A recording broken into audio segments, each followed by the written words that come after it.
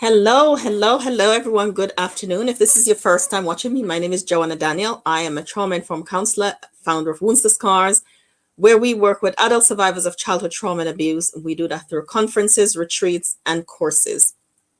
So, somebody sent me a request to ask about doing a series of videos, talks like this around boundaries. I did some over the Christmas period around boundaries with families over the Christmas period, and they're asking me to do this, and I thought, okay, let me, I like to do this, so let me come and talk about this, about boundaries. So I want to talk about some things that impacts our ability to set boundaries. And sometimes things like this can be complex, the things that affects our ability to set boundaries, and not only to set boundaries but to maintain them. Because one of the things I also get is, but what if I set the boundary, Joanna, but they don't respect my boundaries? What do I do when people don't respect my boundaries? And perhaps I'll talk about that tomorrow. What to do when people don't respect your boundaries, because that's a thing, we are humans, we are individuals, we deserve respect and care. And what do we do when the people in our lives are not honoring that for us? How do we manage that space with us and them? And just to say a little thing about that before we dive into it tomorrow is sometimes there's fear. Sometimes there's a fear, and I always call it an intersection. When we're at this intersection of when we have to make a tough decision, fear stops us from making that decision. Sometimes we have to get support to be able to make a decision that's going to be difficult, but it's going to be honoring for us, in service of self. And every time I say that, I hear myself, but you're a Christian. You're not supposed to do things in service of self, but you are supposed to do things in service of self as well. Because otherwise, people won't know where the boundaries are. Your house, for example, you have a door on it. It's locked at night. People can't just open your door and walk in, go in your kitchen, open your fridge, make a sandwich, and leave your house. They don't say hello. They don't say, how are you? You don't know who they are. It doesn't work like that. You have a boundary on your home. And even if the people that you have in your home are invited guests, they have to knock the door or ring the doorbell and wait for you to let them in. And when you let them in, they're limited to one room. That's a boundary. They don't just go, I'm just going to go upstairs to your bedroom and rummage around in your closet to see what I can find that I can take. Not even your siblings do that. They'll ask first. So a total stranger that you invite into your home won't be able to do that. That's a boundary. So some of these boundaries, we take for granted. We know that they exist. They're there. We don't really think about them. But when it comes on to boundaries in interpersonal relationships, that's where we struggle.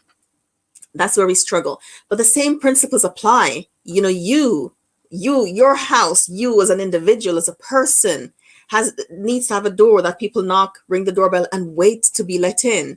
And if it's something that somebody that you feel might be harmful, might be damaging, might not be there to help build you up and nurture you, it's a person that's toxic and draws from you and leave you with more harm, you don't have to open that door. In fact, you can change address without telling them, And I'm talking about relationally. So it's really important. So here's some of the things that impacts your ability to set boundaries and to really maintain those boundaries. One, your trauma, the things that happens to you. Trauma impacts our ability to set boundaries. The very nature of it. It takes so much from us that our ability to be boundaried is one of the things. And I'll have to dive into that another time. Fear, and I just hint at fear. Fear impacts our ability to set boundaries. I'm afraid people might leave if I set a boundary. If I say no, I'm afraid they might think I am X, Y, and Z. If I say no, they might think I'm not forgiven, or all of the things that we think people think. Here's a clue. We don't know what people think. It's what we think. So when you're afraid of setting boundaries, anything that you think people think, it's what you think, because you don't know what people think. Unless they say it, you don't know it. You don't have the information. And so the thing that you need to check is, what do I think about me when I say no, when I set a boundary, when I say you can't do that, when I say you can't have that, when I say I'm not going to this thing, when I say I'm not engaging in this conversation, when I say this is too much for me and this relationship is harmful, how do I feel about myself? And those are the questions really to sit with. How do I feel about myself? So there's this uncomfortable feeling of guilt and shame and fear that may come up. And they're sometimes the people that are in our lives, and this is a really important key to notice, that if you set a boundary and the people in your life push back, they're unsafe, regardless of who they are. And you get to choose who you want to have in your life.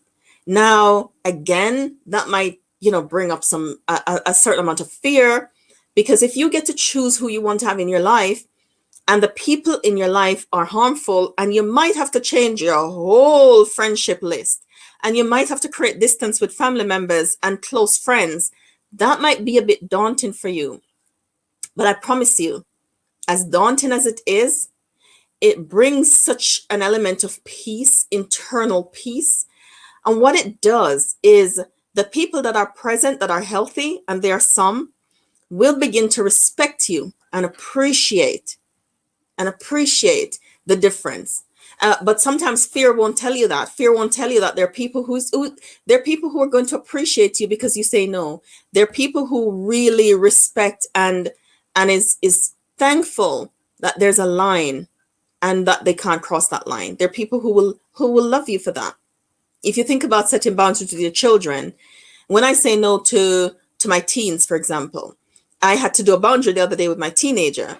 So after certain time in the evening, no phones, right? So it was bedtime. I'm heading to bed. One teen was on their phone. So he crossed the line. So I said, well, I'm really sorry, but you've crossed the line and I'm going to take the phone and you can't have it tomorrow. So the time that you should have had it tomorrow, you've used it up now. So he knew where the line was. They knew where the line was. And they overstepped that line that I, shown them again. They overstepped it by doing something else. And I'm saying, you've just done that again. You've overstepped. So now it's 2 days because you're dipping into spaces where you're not supposed to. And so finally the message hit home. Was that hard? Yeah, because I could see sadness. There's a campaign, all of that kind of stuff. But the boundary was important because it was saying, this is how far mommy will go. This is how far she won't go. These are the things she will do. These are the things she won't do. And the understanding that comes out of that makes the relationship a safe, loving space for both of us. So that's what you do when you set boundaries, when you don't allow fear to dictate what you do, or the people pushing back hard. And sometimes the pushback is name calling, it's insult, it's character assassination. It's a lot. It can be a lot. And that's why support is needed. If you are new in setting boundaries, you're really going to need support in able to understand you, to understand your automatic negative thoughts, to understand how you manage and deal with fear and guilt, how you manage shame, how you can stand grounded, and the things that you can do to ground yourself in order to be able to do that successfully. And the link is above or below the video about my Flourish program on July the 25th. And that's some of the things that we're going to do. Well, it's not going to be about boundaries. It's going to be about you, in helping you to have a better understanding of self, your automatic responses, and help ground you in who you are, to start to deal with some of the traumas that impact your ability to set boundaries. What are they? What do they look like? So number 3 is conditioning. Conditioning stops us from setting boundaries and impacts our ability to set boundaries. So conditioning looks like if you grew up in an environment where you must obey, do this or that for the family. It's family. We do things for family. We don't not show up for family. We do whatever for family. We bend over backwards for family. We do all of those kind of things for family. And while that is nice, if you have a family that is safe and loving, where you can do those things for, of your own volition, not forced, not demanded, not expected at cost to your health, to your mental health, a depletion of your resources financially and physically. when you're doing things for family and they can see you as the individual, when you are thought about, when you are thought of, when you're considered in the doing, then you do it from a different place. Then they'll understand the boundaries. But sometimes that conditioning and growing up and living in systems like that makes boundaries difficult because nobody wants to, there'll be a pushback. So if there's a family culture where you're always indebted to anyone that does anything for you. So for example, the parent who demands time, attention, resources because they sent you to school or they sent you to university or they grew you, so sometimes that conditioning, you're not supposed to have boundaries with me because I'm your parent, I'm your mom, I'm your dad, I'm your caregiver. Your whole life is mine. Your whole life is nobody's but yours and God. But you have an open heart that you can give freely when it's not demanded, when it's respected, and when you are seen and considered in the doing. So in these systems where there's a demand, there's usually a lack of ownership of hurt as well. There's a lack of ownership of nobody says I'm sorry. Nobody, basically, you are the person who is expected to give, and nobody see you.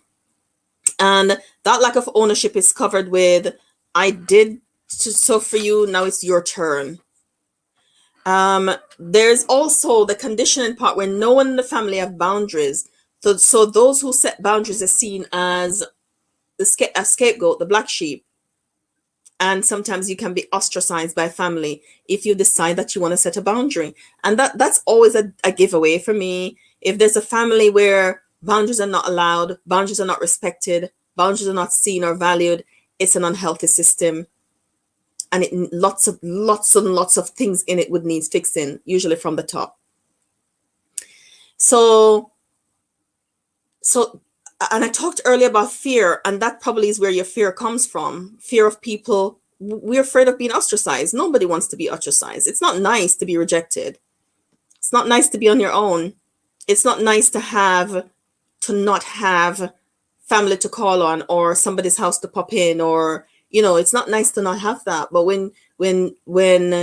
if that is taken away as a way to punish you for having boundaries, then you really didn't have it in the first place. And I mentioned trauma earlier as one of the things that makes boundaries difficult. And this is probably also where the trauma comes from, because where there's a lack of boundaries and where there's a lot of health, there's usually a lot of trauma, a lot of pain, emotional trauma, a lot of attachment related trauma will be present where there's no respect, there's no connection in the family. So there's are the three things. There is the trauma that you experience, whatever type it is, the fear that stops you, and the conditioning that happens in the family that makes you feel or gives you the impression, the idea that boundaries are harmful, boundaries are wrong, boundaries are bad. Boundaries are none of those things. Every healthy relationship have boundaries. Relationships that are healthy don't survive without them. You're allowed them, the next person's allowed them, and you respect each other's space and resources and time and opinions. Everybody gets to say those. And I want to end by saying this: model what that looks like. And I think people who are harmful and damaging usually have boundaries because they can say no without worrying about it. But their no is emotional pressure for you to do something that they want you to do that you don't want to do. So they will say no because they know that there's a pattern perhaps of codependency and people pleasing that exists between you. So if they say no, and they can punish you with silence and withdrawal, they'll do that because they know the pattern that you both have is that when they do that, you get pushed. You respond by letting go of your boundary. And so if you see yourself in any of this, it might be really important to consider, why do I do it? And what is it that I need to go work through in order to be able to set boundaries effectively? Boundary setting requires support. If it's new for you, get the support of a friend, a group, a counselor, or, somebody who can help you to set and be consistent in setting and maintaining boundaries. You deserve it. It keeps you healthy, keeps your relationship healthy and wholesome, and you get to develop relationally in a way that you wouldn't have before.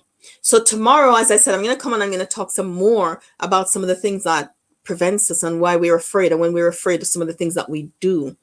But I also want to end by inviting you to our Flourish program, where I'm going to help women to walk through some of these things that are impeding them from setting boundaries. The link is in the comment section, or in the bio, or at the top or at the bottom of the video, depending on where you're looking after this. But in the meantime, you're not doing anything wrong. It's totally okay to set boundaries. It's not unchristian. You're not ungrateful. You're not unkind. You're not unloving. You're none of those things. It's a healthy thing to do. So I hope that helps. Please let me know in the comment section if you have any questions, or if you have a topic that you'd like me to address, send me a message and I'll be happy to do that. Have a great day.